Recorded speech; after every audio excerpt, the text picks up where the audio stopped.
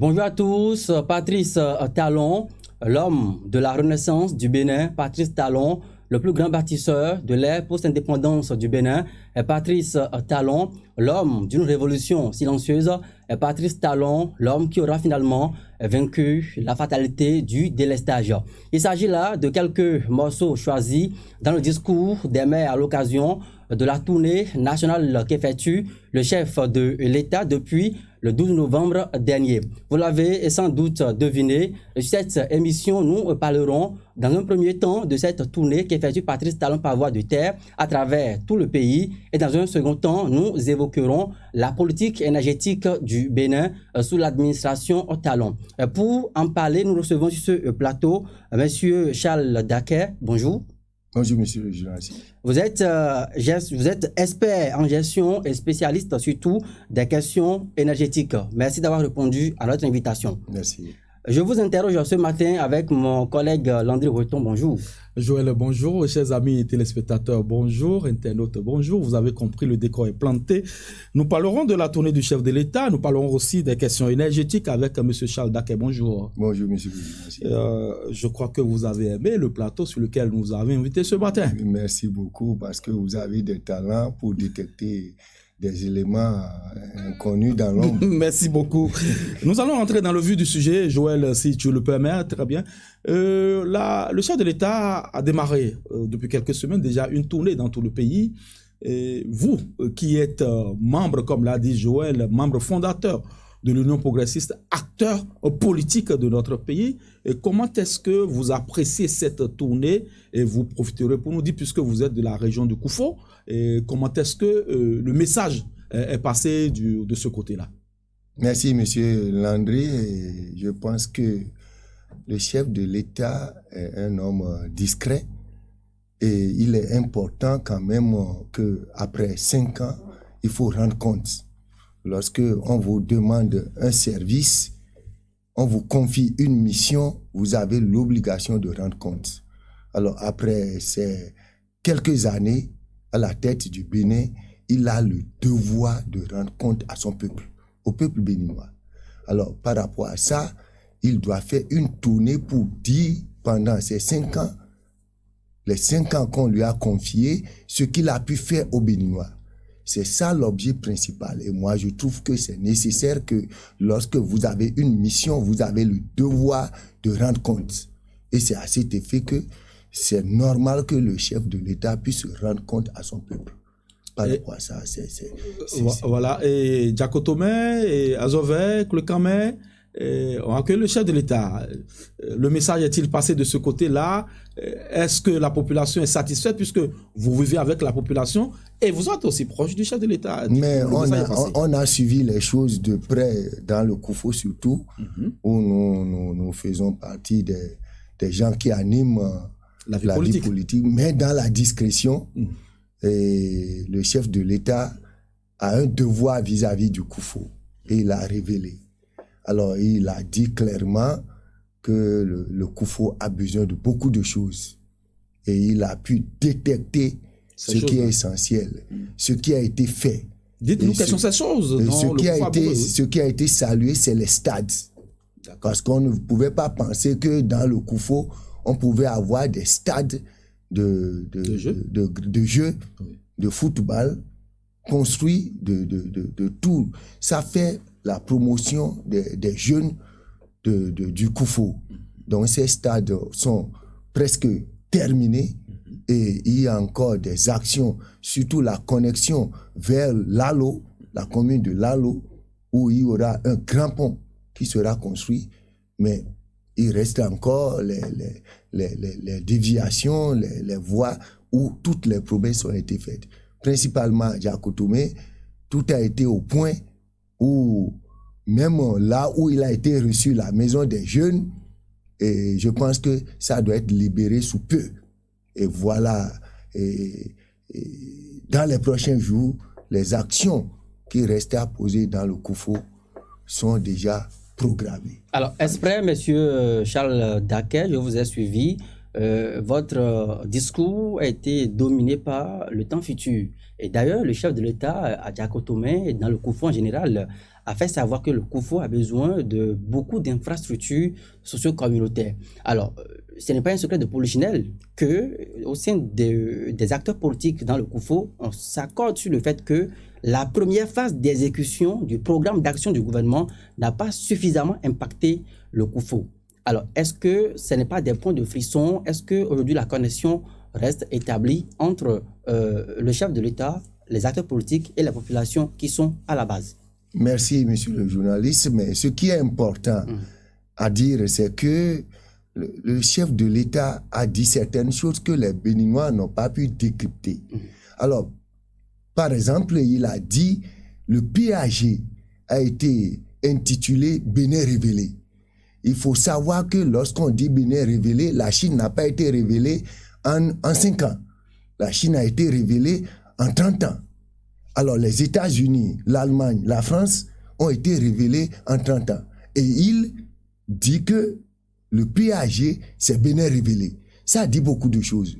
Lorsqu'on se demande aujourd'hui si le chef de l'État est candidat ou pas, nous pensons que c'est déjà dit depuis, puisqu'on ne peut pas révéler un pays en 5 ans.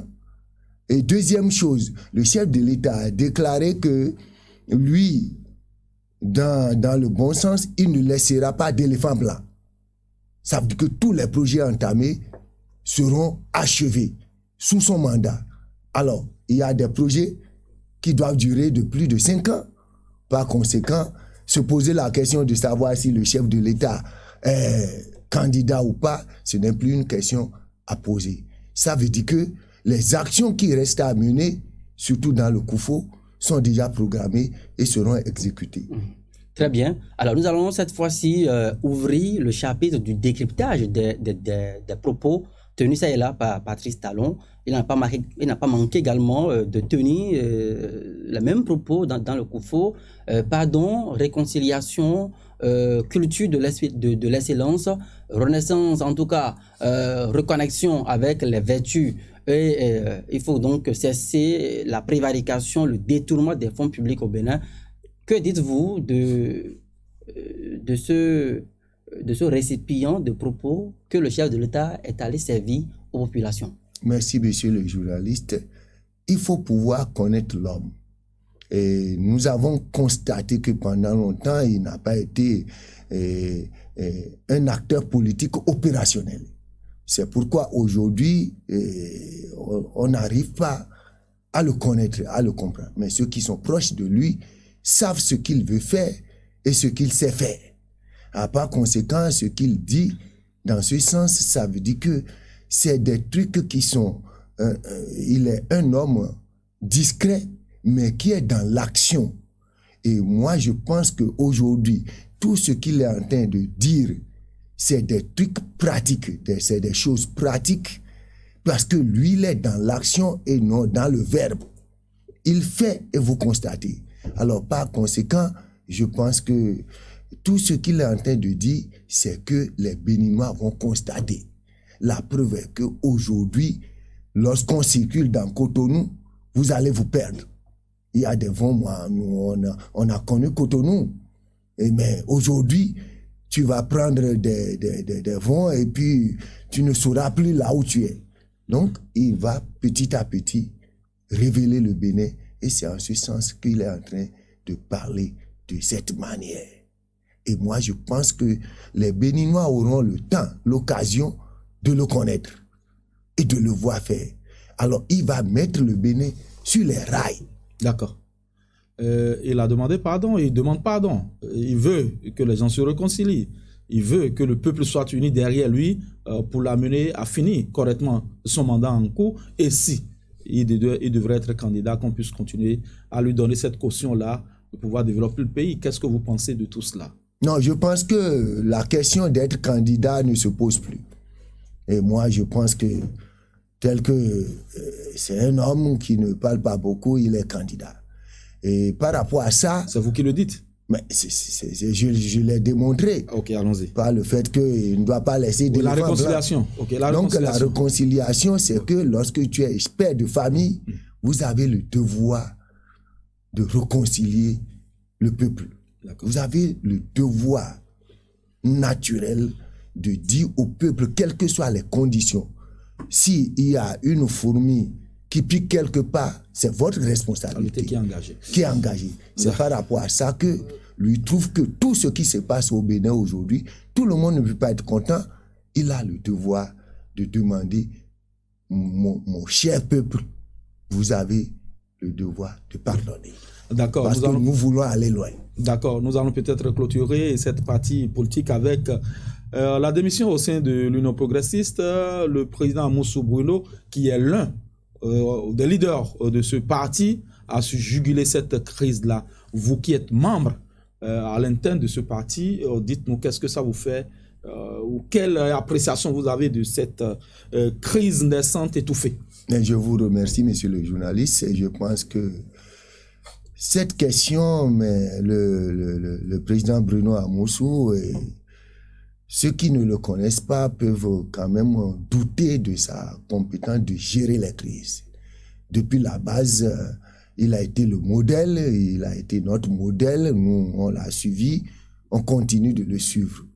C'est des références et nous avons la chance qu'aujourd'hui il est avec le chef de l'État pour apporter son expérience politique au chef de l'État. Et nous pensons que à la fin, les Béninois vont constater ce que ceux-là ont à laisser pour le Bénin. Donc, M. Bruno Amoussou, c'est quelqu'un qui sait gérer les crises et qui sait aborder les militants. Alors, M. Charles Daquet, vous dites que Bruno Amoussou, en tout cas, pour résumer, vous chantez les vertus de Bruno Amoussou à pouvoir contenir la charge des crises au sein des partis. Mais la question qui reste fondamentale, est-ce que finalement ce militant qui a été entre griffes dissuadé de démissionner, est-ce que son soutien reste encore sincère à l'UPI? Bien sûr, parce que le président Bruno Amoussou, tel que nous on le connaît, et puis on a été, effectivement, nous, on a été ses soldats politiques. C'est fort, hein? Et oui, bien sûr, on a été ses soldats et on est à côté de lui. Nous savons comment il manage. Et je pense que ce qui s'est passé, il a pu ramener l'intéressé qui ne va pas faire du faux jeu. Et moi, je pense que parce que il met les choses sur la table et ce n'est pas question d'intérêt. Alors, lorsque vous vivez avec le président Bruno Amoussou, ce n'est pas question d'intérêt. Il faut défendre les valeurs politiques et les valeurs sociales qui gouvernent et qui peuvent faire avancer le Bénin. Je pense que ce militant-là est revenu au calme et puis la situation est maîtrisée. Très bien. Nous allons donc évoluer dans cette émission, cette fois-ci, en ouvrant le volet relatif, bien sûr, à la politique énergétique mise en œuvre depuis bientôt 5 ans sous l'administration Talon. On le sait bien entendu, Patrice Talon a promis au cours donc de la campagne électorale en 2016 vaincre absolument la fatalité du délestage, la coupure intempestive. À son arrivée, le gouvernement a investi des milliards pour la construction de Maria Gleta 2, 120 MW. On annonce encore la construction de 7 autres centrales photovoltaïques à l'énergie solaire, bien sûr, la rénovation des mini-centrales au sein donc des villes de Porto Novo, de Parakou et de Cotonou, il me semble bien. Alors, vous qui êtes expert dans cette matière-là, est-ce qu'on doit décerner un blanc-seing au gouvernement? Mais tous les Béninois savent que la question d'énergie est fondamentale. Alors, lorsque nous on le chante, on croit que nous sommes en train de faire du surplace. Mais la question, nous ne savons pas aujourd'hui où est-ce qu'on peut fonctionner sans l'énergie électrique. Alors, par conséquent, ça n'a pas été pris en compte par les gouvernements passés, mais ils ont fait ce qu'ils pouvaient faire. Mais aujourd'hui, M. Patrice Talon, c'est que la question d'énergie, c'est la question du développement.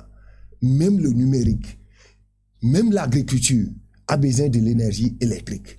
Par conséquent, lorsqu'il est arrivé, il a trouvé qu'aucune entreprise ne peut fonctionner sans l'énergie électrique.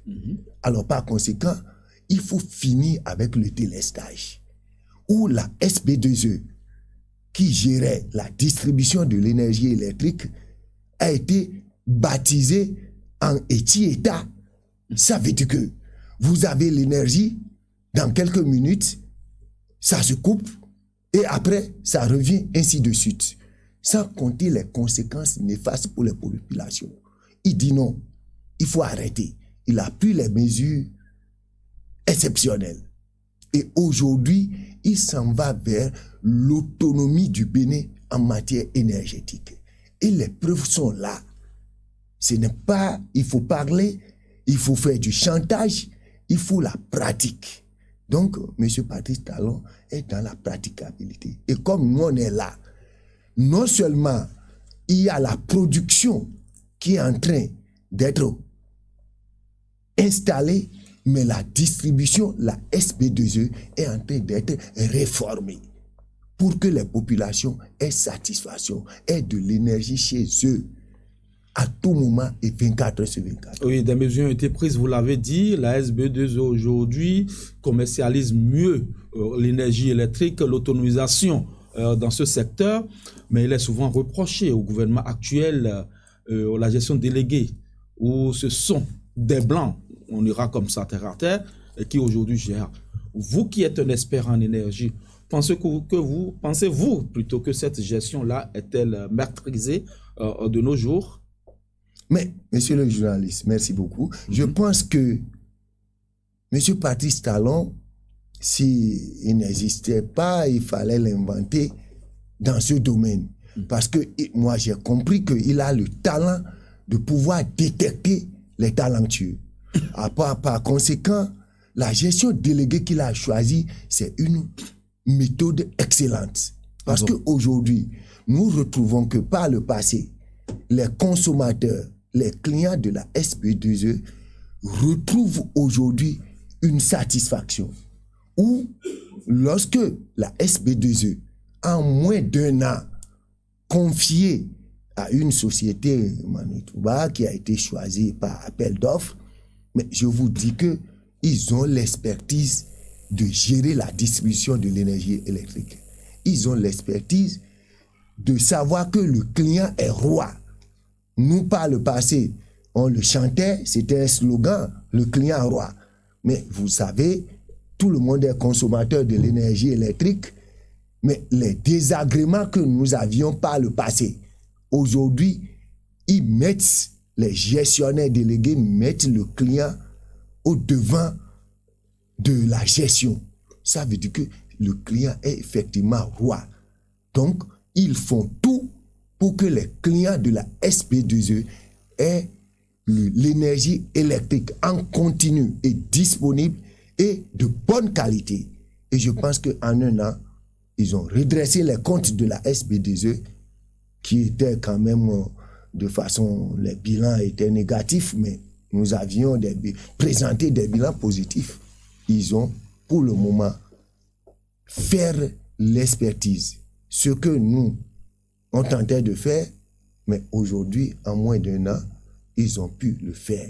Et aujourd'hui, la SPE s'apprête à être à la disposition de sa clientèle pour que la satisfaction soit au maximum. Voilà à peu près. D'accord. Beaucoup d'humilité dans vos propos parce que là, vous avez échoué, les autres ont réussi apparemment. Et vous leur décernez un blanc-seing, comme le disait Joël tout à l'heure. Mais dites-nous, pourquoi de nos jours, il y a quelques jours, je ne me dirai pas le contraire, et puisque nous avions discuté de ce problème, c'est revenu. C'est des coupures, je ne parlerai pas de délestage. Beaucoup de coupures ces derniers temps, qu'est-ce qui se passe? Ce sont les intempéries, ce sont les travaux, où la SB2E est-elle descendue ou est-elle retombée dans les problèmes d'hier? Dites-nous, vous qui êtes proche de ce système énergétique-là. Non, je pense que la situation sera maîtrisée d'ici à là parce qu'il y a beaucoup de travaux, surtout les travaux d'asphaltage, qui sont en cours, de façon que les entreprises qui travaillent parfois créent des dommages aux installations électriques. qui sont pour la plupart des installations aériennes, qui ne sont pas... Même les installations souterraines sont touchées par les entreprises qui font les travaux. Alors, nous pensons que c'est ça qui crée parfois les coupures que les clients constatent, parce que le dépannage, tout a été mis en œuvre pour qu'à la SBE, les dépannages ne durent plus. Les grands dépannages doivent être circonscrits au plus pendant 1 heure, parce qu'il faut des interventions. Il y a parfois des kilomètres à parcourir avant de pouvoir d'intervenir.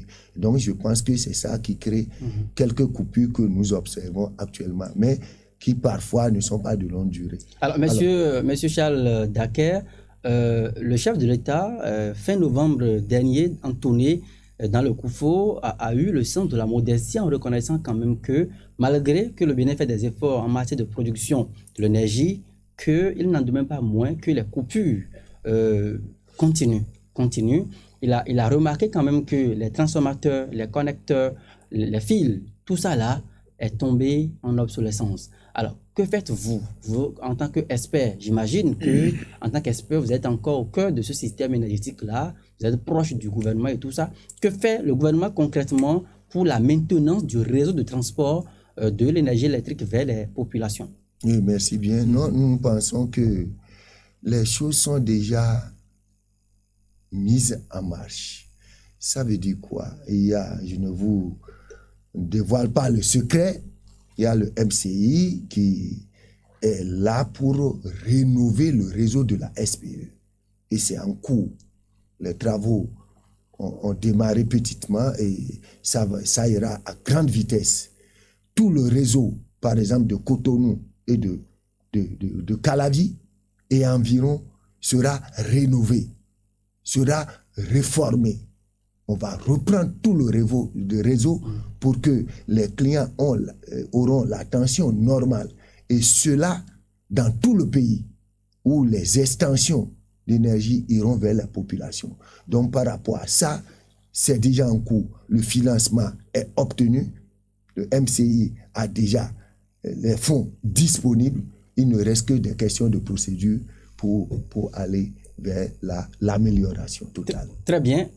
On va rapidement parler donc de cette question de dette, parce que depuis de longues années, le Bénin, qui est dépendant énergétiquement de la CEB et bien entendu du Nigeria, a contracté, emmagasiné assez de dettes. Le chef de l'État a rappelé à ses concitoyens qu'à son arrivée, il y avait une dette de plus de 40 milliards de francs CFA qui ont été donc apurés et qu'aujourd'hui, le Bénin ne doit plus rien à personne. Est-ce qu'on peut s'attendre prochainement à ce que, après l'apurement de cette dette-là, que le Bénin devienne lui-même exportateur ou bien vendeur d'énergie électrique? Bien sûr, les travaux sont en cours. Sinon on va parler de Maria Agleta 3 ou bien 2.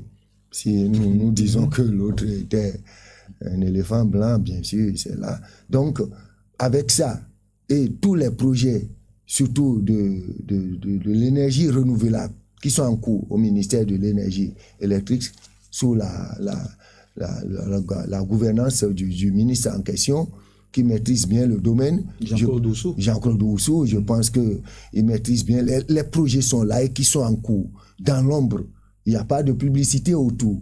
Donc, d'ici à là, les Béninois vont constater que l'énergie électrique ne font plus défaut.